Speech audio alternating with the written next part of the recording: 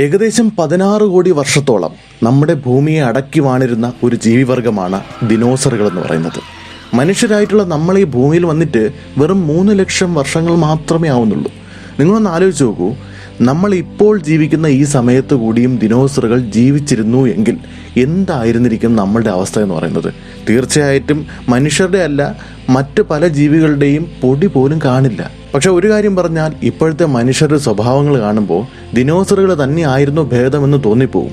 ശരിയല്ലേ ഞാൻ പറഞ്ഞത്? എങ്ങനെയാണ് ഈ ദിനോസറുകളുടെ വംശം നശിച്ചു പോയത്, അവയ്ക്ക് വംശനാശം സംഭവിച്ചത് എങ്ങനെയാണ് എന്നതിനുള്ള കാരണം ഇപ്പോഴൊരു തർക്ക വിഷയമാണ്. പലതരം സിദ്ധാന്തങ്ങൾ മാത്രമാണ് ഇതുമായി ബന്ധപ്പെട്ട് നിലനിൽക്കുന്നത്. അതിൽ തെളിയിക്കപ്പെട്ടതുകൂടി, അതായത് തെളിവോടുകൂടി കണ്ടുപിടിച്ചിട്ടുള്ള കാര്യങ്ങൾ ഉണ്ടെന്നുള്ളത് മറ്റൊരു കാര്യമാണ്.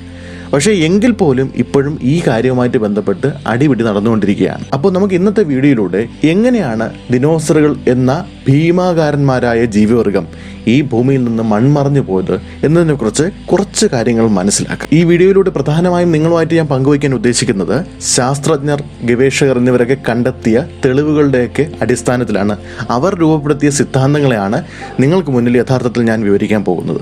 അപ്പോൾ വീഡിയോ ഇഷ്ടമായാൽ ചാനൽ സബ്സ്ക്രൈബ് ചെയ്യാൻ മറക്കരുത്, മറ്റുള്ളവരിലേക്ക് ഷെയർ ചെയ്തെത്തിക്കാൻ മറക്കരുത്. അപ്പോൾ എല്ലാവർക്കും പുതിയൊരു വീഡിയോയിലേക്ക് സ്വാഗതം. It's me science bro is here.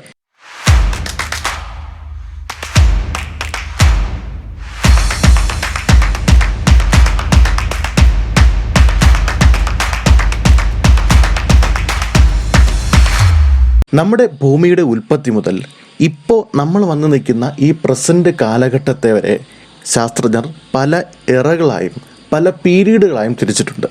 ഇതിൽ മെസോസോയിക് കാലഘട്ടത്തിലെ ട്രയാസിക്, ജുറാസിക് ആൻഡ് ക്രിട്ടീഷ്യസ് കാലഘട്ടങ്ങളിലാണ് ദിനോസറുകൾ ഈ ഭൂമിയിൽ ജീവിച്ചിരുന്നതായിട്ട് കണക്കാക്കപ്പെടുന്നത്. നമ്മൾ മനുഷ്യർ ഇപ്പോൾ ജീവിച്ചുകൊണ്ടിരിക്കുന്ന ഈ കാലഘട്ടത്തിൽ, ഈ പീരീഡിനെ പറയുന്നത്, ഇതൊരു 6.6 കോടി വർഷങ്ങൾക്ക് മുൻപാണ് ആരംഭിക്കുന്നത്. ഇതിനെ ഏജ് ഓഫ് മാമൽസ് എന്നാണ് പറയുന്നത്, അതായത് സസ്തനികളുടെ കാലഘട്ടം. ടെറ്റനോസോയിസുകളാണ് ഏറ്റവും വലിയ ദിനോസറുകൾ. 123 അടി നീളം ഇവയ്ക്കുണ്ട്. ദിനോസറുകളുടെ നാശത്തിന് പിന്നിലെ കാരണവുമായിട്ട് കൂടുതൽ അടുത്തു നിൽക്കുന്ന, അല്ലെങ്കിൽ കൂടുതൽ പോപ്പുലർ ആയിട്ടുള്ള തിയറി എന്ന് പറയുന്നത്, ഭീമാകാരനായ ഒരു വലിയ ഉൽക്ക അത് ഭൂമിയിലേക്ക് വൻ പ്രഹരശക്തിയോടെ വന്ന് പതിച്ചു എന്നതാണ്. ഇത് 66 ദശലക്ഷം വർഷങ്ങൾക്ക് മുൻപ് നടന്ന ഒരു കാര്യമാണ്. അന്ന് നടന്ന ഈ ഒരു വലിയ കൊളിഷന്റെ ഭാഗമായിട്ടാണ് പക്ഷിവർഗമല്ലാത്ത ദിനോസറുകളും മറ്റ് ജീവികളും ഒക്കെ നശിച്ചു പോയത്, അതായത് അവരുടെ വംശമേ അറ്റുപോയത്. ഇതിനെ സാധൂകരിക്കുന്ന തെളിവുകൾ കൂടി ശാസ്ത്രജ്ഞർ കണ്ടെത്തിയിട്ടുണ്ട്. ഒരു ഭീമൻ ആസ്റ്ററോയിഡ് പതിച്ചുണ്ടായ ഗർത്തമാണത്. ഏതാണ്ട് ഇവയുടെ നാശം തുടങ്ങി അത്രയും പഴക്കമുണ്ട് ഇതിന്.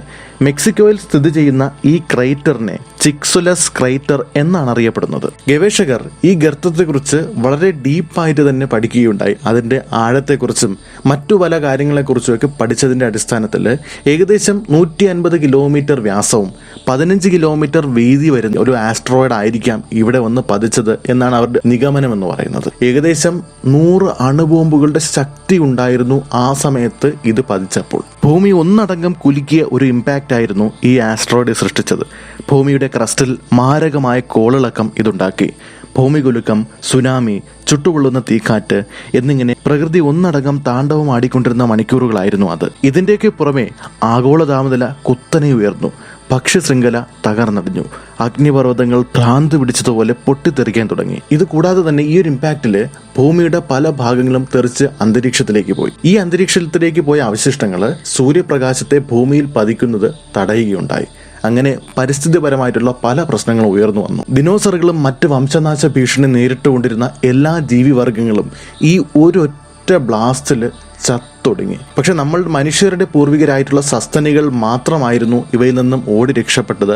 മറ്റ് ജീവികളും ഇക്കൂട്ടത്തിൽ ഉണ്ടായിരുന്നു എന്നതാണ് മറ്റൊരു കാര്യം. സത്യം പറഞ്ഞാൽ ഭൂമി സാക്ഷ്യം വഹിച്ചിട്ടുള്ള ഏറ്റവും വലിയ രണ്ടാമത്തെ വിപത്തായിരുന്നു ഈ ചിഹ്നഗ്രഹത്തിന്റെ പതനമെന്ന് പറയുന്നത്. 1970-80 കാലഘട്ടങ്ങളിൽ ഭൗതിക ശാസ്ത്രജ്ഞനായിട്ടുള്ള വാൾട്ടറും സംഘവുമാണ് ഈ 66 ദശലക്ഷം വർഷം പഴക്കം വരുന്ന കല്ലിന്റെ അവശിഷ്ടങ്ങൾ കണ്ടുപിടിക്കുന്നത്. ഈ ചിഹ്നഗ്രഹത്തിലും ധൂമകേതുക്കളിലും മാത്രം കണ്ടുവരുന്ന, എന്നാൽ നമ്മുടെ ഭൂമിയിൽ വളരെ കുറച്ചു മാത്രം കാണപ്പെടുന്ന ഇറീഡിയത്തിന്റെ സാന്നിധ്യം ഈ അവശിഷ്ടങ്ങളിൽ ധാരാളമായി കണ്ടെത്തിയത് കൊണ്ടാണ് ഇത്തരം ഒരു കണ്ടെത്തലിലേക്ക് ഇവരെ കൊണ്ടുചെന്ന് എത്തിക്കാനുള്ളൊരു കാരണമായി തീർന്നത്. പക്ഷേ എങ്കിലും തെളിവുകളോടുകൂടി ഇങ്ങനെ ഒരു കണ്ടുപിടുത്തൽ ഇദ്ദേഹം നടത്തിയിട്ട് കൂടിയും ഒരുപാട് ആൾക്കാർ പലതരത്തിലുള്ള ചോദ്യങ്ങൾ ഇദ്ദേഹത്തിനെതിരെ ഉന്നയിച്ചിരുന്നു. അതായത് എങ്ങനെയാണ് നിങ്ങൾ ഈ വന്ന് പതിച്ചത് ഒരു ആസ്ട്രോയിഡ് ആണോ അല്ലെങ്കിൽ ഒരു കോമറ്റ് ആണോ എന്ന് ഉറപ്പിച്ച് പറഞ്ഞത്?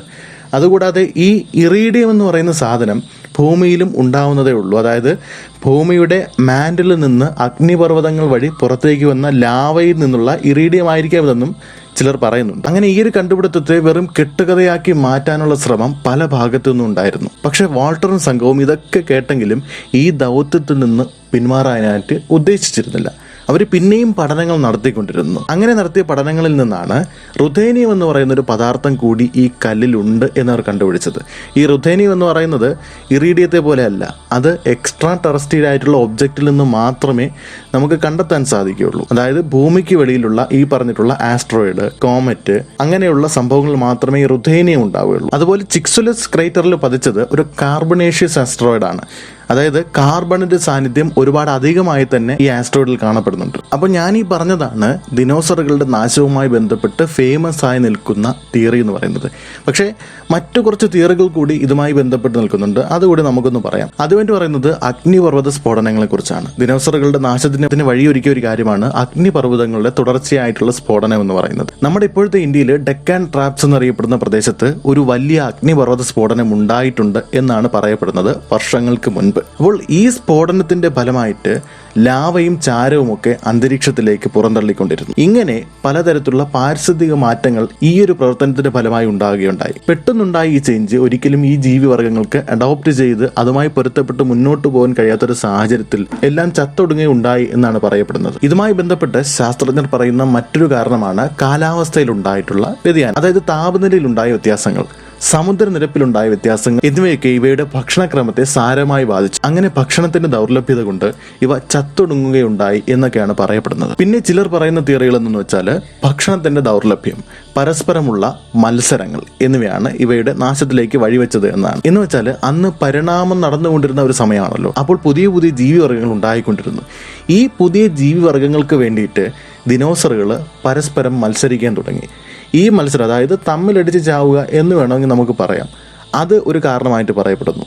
ചിലപ്പോൾ ഇതെന്തായാലും ഈ ഒരു കാര്യം, അതായത് ഈ ഒരു തിയറി നമുക്ക് സംശയിക്കേണ്ടത് തന്നെ ആയിരിക്കാം. കാരണം ഇവരൊക്കെ ബുദ്ധിയുള്ളവരല്ലല്ലോ, മൃഗങ്ങളാണ്. അപ്പോൾ മൃഗങ്ങളുടെ സ്വഭാവം ഇന്ന് കാട്ടിൽ എങ്ങനെയാണോ മൃഗങ്ങളൊക്കെ കാണിക്കുന്നത് അതുപോലെ പരസ്പരം തമ്മിലടിച്ച് ചാവാനുള്ള സാധ്യതയും ഉണ്ട്. പക്ഷേ ഇതത്രയും റെലവൻ്റ് ആയിട്ടുള്ള അല്ലെങ്കിൽ ഏറ്റവും പോപ്പുലർ ആയിട്ടുള്ള തിയറി അല്ല. കാരണം എന്ന് വെച്ചാൽ ഇങ്ങനെ പരിസ്ഥിതിയിൽ മാറ്റങ്ങളുണ്ടായി, ജീവിവർഗങ്ങളുണ്ടായി, അല്ലെങ്കിൽ എന്തെങ്കിലും ഈ പറഞ്ഞതുപോലെ മാറാ രോഗങ്ങൾ വരാം. ഇപ്പം നമുക്ക് പക്ഷിപ്പനി വരുന്നത് പോലെയോ അപ്പോൾ അങ്ങനെയുള്ള എന്തെങ്കിലും പകർച്ചവ്യാധി പോലെയുള്ള മാറാ രോഗങ്ങൾ ഈ ജീവികൾക്കിടയിൽ ഉണ്ടായിട്ടുണ്ട് എങ്കിൽ ചിലപ്പോൾ അതും ഒരു കാരണമായിരിക്കാം. ഇത്രയും തിയറീസ് ഒക്കെ ഉണ്ടെങ്കിലും ഞാൻ ആദ്യം പറഞ്ഞിട്ടുള്ള ആ ഉൽക്കാപനത്തിന്റെ ഫലമായിട്ടാണ് ഈ കാണുന്ന വലിയ ഭീമാകാരന്മാരായിട്ടുള്ള ദിനോസറുകൾ നശിച്ചു പോയത്, ഭൂമിയിൽ നിന്ന് വേരോടെ അറ്റുപോയതിന് കാരണം ആ ഒരു ഭീമൻ ഉൽക്കയുമായി ബന്ധപ്പെട്ട തിയറി ആയിരിക്കാം എന്നതാണ് ഭൂരിഭാഗം ജനതയും വിശ്വസിക്കുന്നത്. പിന്നെ ഇപ്പോൾ ലേറ്റസ്റ്റ് ആയിട്ട് നടത്തിയ ഒരു കണ്ടുപിടുത്തത്തിൽ ഗവേഷകർ പറയുന്നത് ഈ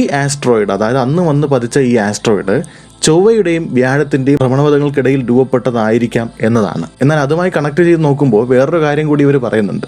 ഇനിയൊരു 280 ദശലക്ഷം വർഷങ്ങൾ കഴിയുമ്പോൾ ഇതുപോലൊരു ആസ്ട്രോയിഡ് ഭൂമിയിൽ വന്ന് പതിക്കാനുള്ള സാധ്യത ഉണ്ട് എന്നതാണ്. പക്ഷേ 280 ദശലക്ഷം വർഷം എന്ന് പറയുമ്പോൾ നിങ്ങൾ ജസ്റ്റ് ഒന്ന് ആലോചിച്ച് നോക്കുക. ഇനി ഒരുപാട് ദൂരം സഞ്ചരിക്കേണ്ടിയിരിക്കുന്നു അല്ലേ?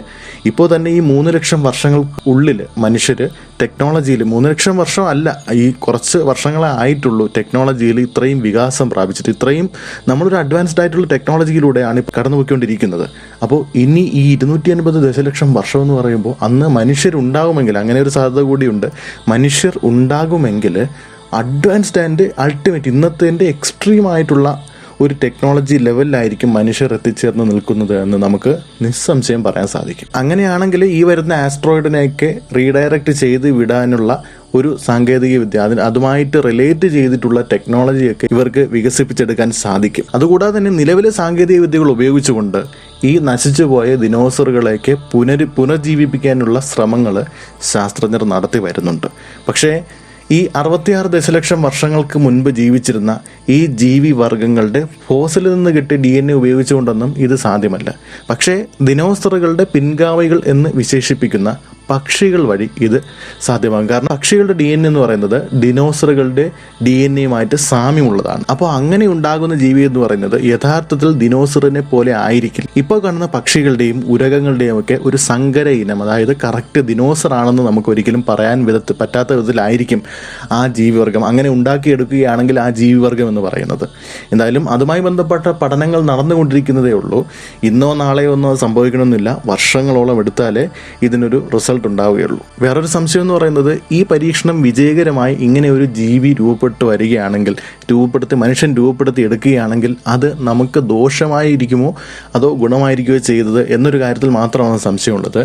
പിന്നെ ഇത്തരത്തിലുള്ള ജീവിവർഗ്ഗങ്ങൾ വേണമെങ്കിൽ യുദ്ധവുമായി ബന്ധപ്പെട്ട ആവശ്യങ്ങൾക്ക് രാജ്യങ്ങൾക്ക് ഉപയോഗിക്കാൻ സാധിക്കും. എങ്കിലും തിരിച്ച് ഇപ്പോൾ AI ടെക്നോളജിയുടെ കാര്യം പറഞ്ഞതുപോലെ ചിലപ്പോൾ മനുഷ്യനെ തിരിഞ്ഞു കൊത്താൻ ഇതിനും അധികകാലം വേണ്ടി വരില്ല എന്നൊരവസ്ഥ വന്നെത്തിക്കുമോ എന്നുള്ള കാര്യമൊക്കെ ഇപ്പോഴും ചെറിയൊരു ഡൗട്ടുണ്ട്. എന്തായാലും അങ്ങനെയൊന്നും വരല്ലേ, AIയുടെ കാര്യത്തിൽ പോലും അങ്ങനെയൊന്നും ആവല്ലേ എന്ന് നമുക്ക് പ്രതീക്ഷിക്കാം. എന്തായാലും ഇന്നത്തെ വീഡിയോ ഇവിടെ വെച്ച് ഞാൻ നിർത്തുകയാണ്. പുതിയ വീഡിയോയുമായിട്ട് ഉടൻ കാണാമെന്ന പ്രതീക്ഷയോടെ ഗുഡ് ബൈ.